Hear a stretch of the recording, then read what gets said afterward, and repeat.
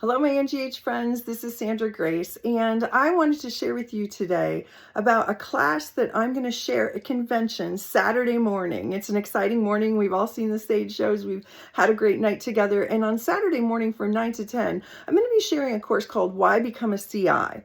As a former teacher and teacher of teachers and a coach and a trainer of coaches, one thing that I can tell you is oftentimes you're running a successful practice and you've never really been an educator and you think, why would I become a CI? Why would I become a certified instructor?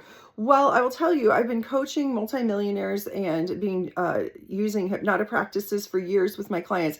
And one thing that I've learned is it's oftentimes a client that really benefits from this deeper training. And it may not have been a market you've thought about before. And so I just want to open you to what training and certifying hypnotists can do for your business, for your practice, something you may have never thought about, areas in which you could expand and deepen your knowledge as a hypnotist, but also to help the client to further deepen their study.